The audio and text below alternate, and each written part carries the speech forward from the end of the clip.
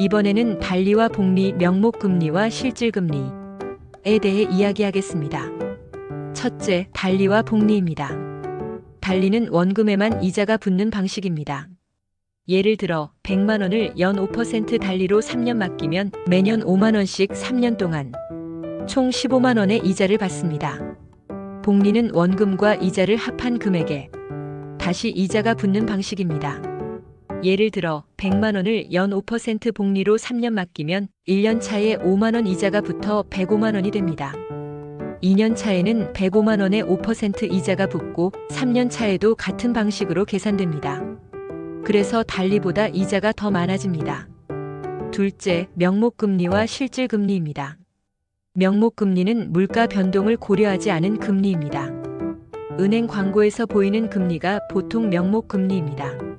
실질금리는 물가 상승률, 즉 인플레이션을 뺀 금리입니다.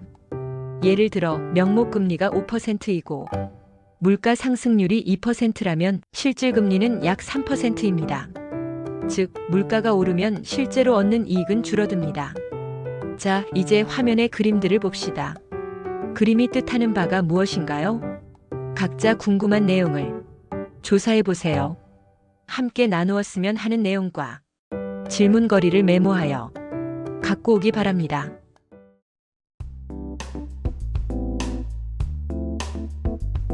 이번에는 한국 시장금리의 과거 추세에 대해 이야기하겠습니다. 시장금리는 금융시장에서 수요와 공급에 따라 결정됩니다. 한국의 시장금리는 시대와 경제 상황에 따라 큰 변화를 겪었습니다. 첫째, 1980년에서 1990년대입니다. 이 시기에는 물가 상승률이 높았습니다. 그래서 금리도 높았습니다. 정기예금 금리가 10%가 넘는 경우도 많았습니다. 둘째, 2000년대입니다. 외환위기 이후 경제 안정 정책이 시행되면서 금리가 점차 내려갔습니다. 한국은행 기준금리 인하가 이어졌고 시장금리도 낮아졌습니다. 셋째, 2010년대입니다. 세계 금융위기 이후 저금리 기조가 계속되었습니다. 한국도 예외가 아니어서 정기예금 금리가 2%대까지 내려갔습니다. 넷째, 2020년대 초반입니다. 코로나19 팬데믹으로 경제가 어려워지자 기준금리를 역사적으로 낮췄습니다. 하지만 2022년 이후 물가가 오르면서 금리가 다시 빠르게 상승했습니다. 한국의 시장금리는 높은 금리 시대에서 점점 낮아졌다가 최근 물가 상승으로 다시 오르는 변화를 겪고 있습니다. 시장금리는 경제 상황, 물가, 중앙은행 정책에 따라 변합니다. 과거 추세를 알면 앞으로의 금리 변화를 이해하는 데 도움이 됩니다. 자, 이제 화면의 그림들을 봅시다. 그림이 뜻하는 바가 무엇인가요? 각자 궁금한 내용을 조사해보세요. 함께 나누었으면 하는 내용과 질문거리를 메모하여 갖고 오기 바랍니다.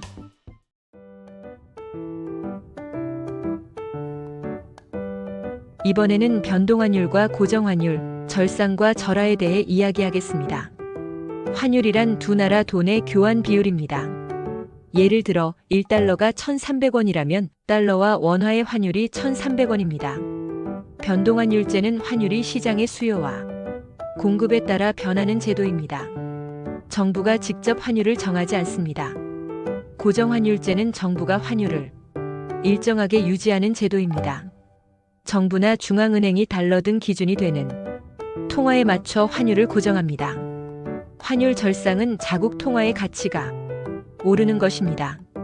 1달러에 1,300원이던 것이 1,200원이 되면 원화 가치가 오른 것입니다. 수입품 가격이 내려가지만 수출 경쟁력은 떨어질 수 있습니다. 환율 절하는 자국 통화의 가치가 내려가는 것입니다. 1달러에 1,300원이던 것이 1,400원이 되면 원화 가치가 떨어진 것입니다. 수출품 가격 경쟁력은 높아지지만 수입품 가격이 오릅니다. 환율 제도와 변화는 무역, 투자, 여행 비용 등 경제 전반에 큰 영향을 줍니다. 이를 이해하면 국제 경제를 더 쉽게 파악할 수 있습니다. 자, 이제 화면의 그림들을 봅시다. 그림이 뜻하는 바가 무엇인가요? 각자 궁금한 내용을 조사해 보세요. 함께 나누었으면 하는 내용과 질문거리를 메모하여 갖고 오기 바랍니다.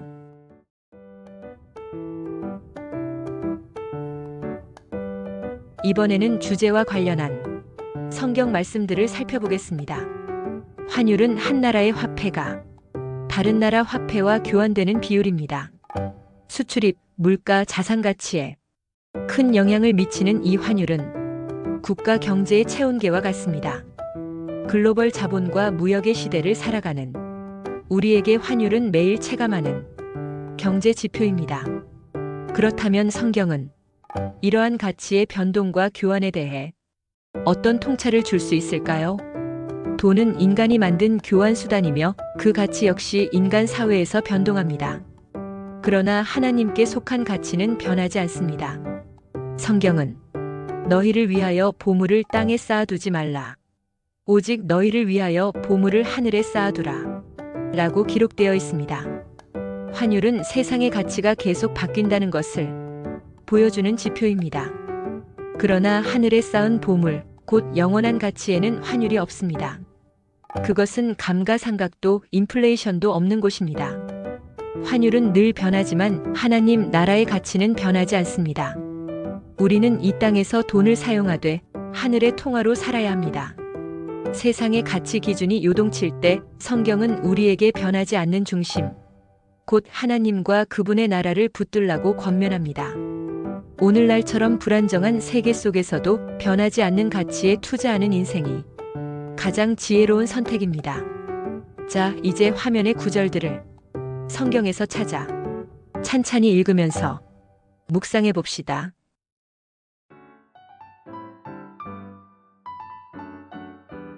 이번에는 환율 변화에 따라 울고 웃는 사람들에 대해 이야기하겠습니다.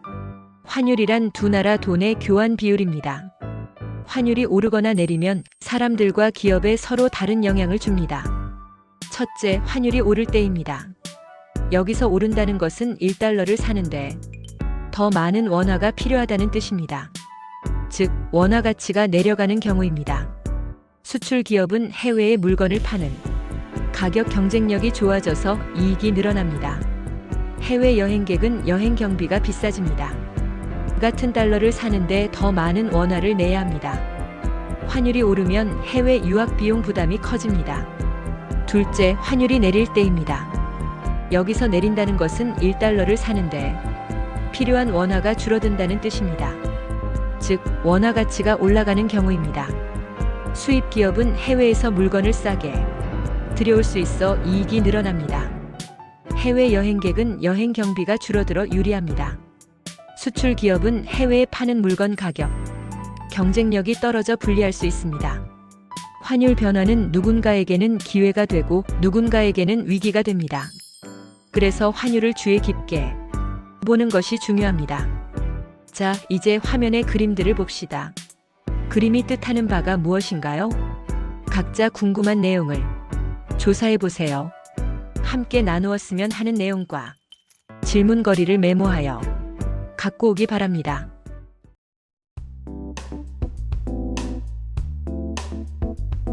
이번에는 원달러 환율의 과거 추세에 대해 이야기하겠습니다. 환율이란 두 나라 돈의 교환 비율입니다. 원달러 환율은 1달러를 원화로 살 때 얼마가 필요한지를 말합니다. 첫째, 1980년에서 1990년대입니다. 한국 경제가 성장했지만 외환 시장이 완전히 자유롭지 않았습니다. 1997년 외환위기 때 환율이 급등해 1달러가 2,000원이 넘기도 했습니다. 둘째, 2000년대입니다. 외환위기 이후 환율이 안정되었지만 2008년 글로벌 금융위기 때 다시 큰 폭으로 올랐습니다.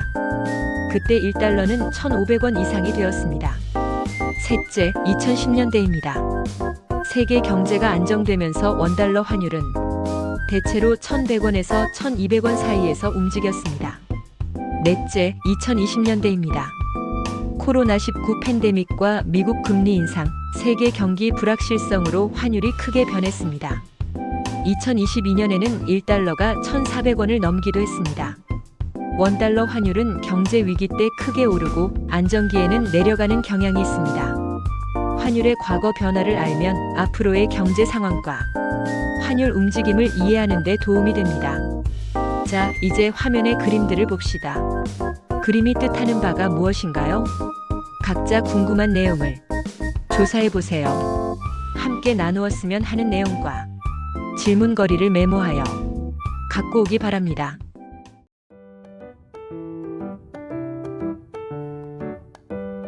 이번에는 금융화 부구조에 대해 이야기하겠습니다. 금융화 부구조란 금융이 잘 작동하도록 도와주는 기본 시스템과 장치를 말합니다.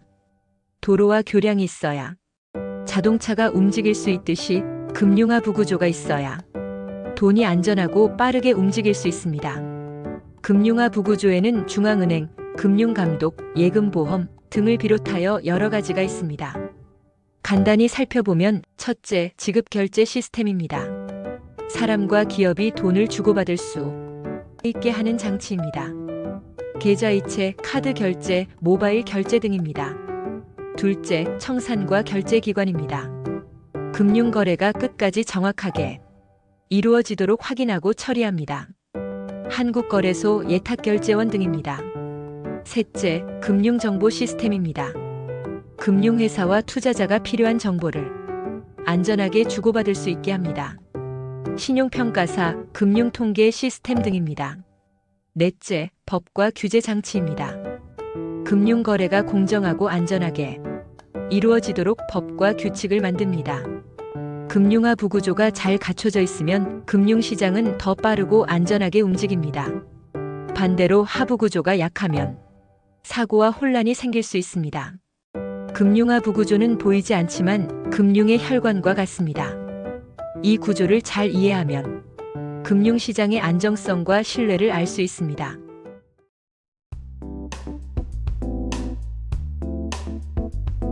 이번에는 금융화 부구조의 첫 번째로 한국은행의 목표에 대해 이야기하겠습니다. 한국은행은 대한민국의 중앙은행입니다. 중앙은행은 나라의 돈과 금융 시스템을 관리하는 특별한 은행입니다. 한국은행의 목표는 세 가지입니다.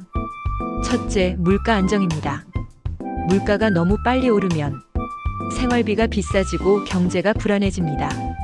반대로 물가가 너무 떨어져도 경제가 침체됩니다. 한국은행은 기준금리를 조절해 물가를 안정시키려고 합니다. 둘째, 금융 안정입니다. 은행, 증권, 보험 등 금융 시스템이 안전하게 운영되도록 관리합니다.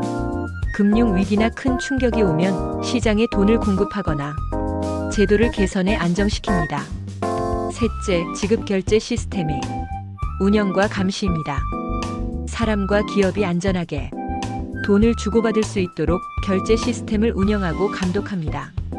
한국은행은 한국 경제의 심장과 같은 역할을 합니다. 이 목표를 잘 이해하면 한국 경제 정책의 방향을 더 쉽게 알 수 있습니다. 자, 이제 화면의 그림들을 봅시다. 그림이 뜻하는 바가 무엇인가요? 각자 궁금한 내용을 조사해 보세요. 함께 나누었으면 하는 내용과 질문거리를 메모하여 갖고 오기 바랍니다.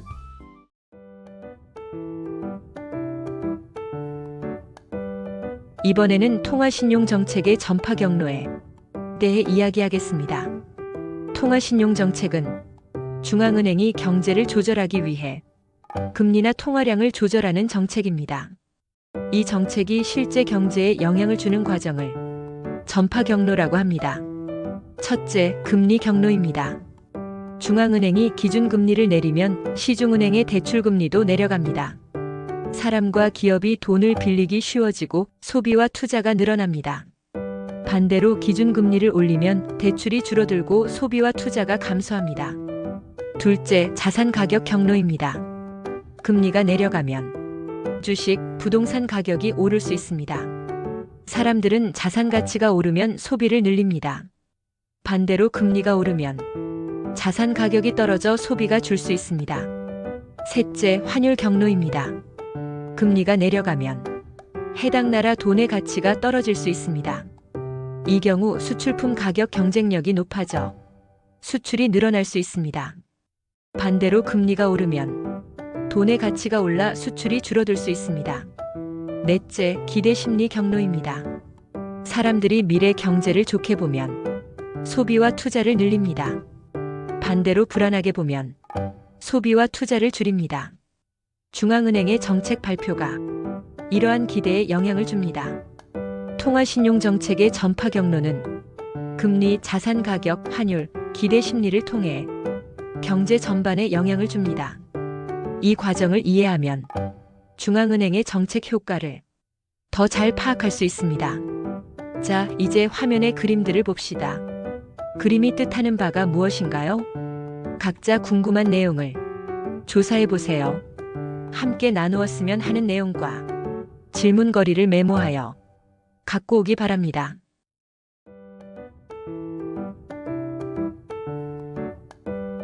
이번에는 통화 창출에 대해 이야기하겠습니다. 대부분 금융 초보자들이 어려워하지만 가능한 이해하기 쉽게 설명하겠습니다. 통화 창출이란 은행이 예금을 바탕으로 새로운 돈을 만들어내는 과정입니다. 단순히 중앙은행이 돈을 찍어내는 것뿐만 아니라 시중은행의 대출 활동을 통해 돈이 늘어납니다.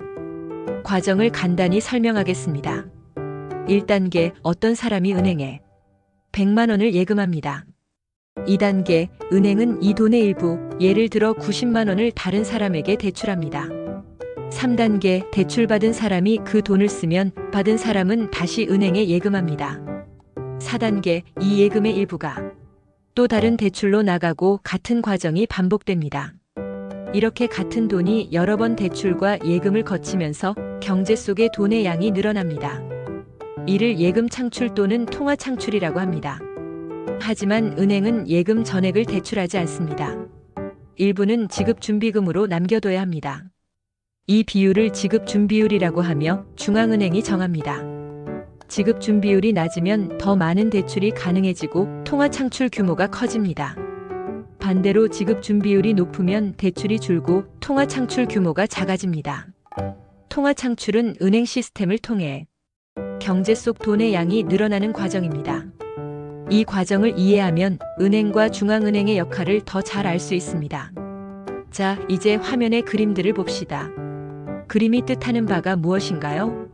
각자 궁금한 내용을 조사해 보세요. 함께 나누었으면 하는 내용과 질문거리를 메모하여 갖고 오기 바랍니다.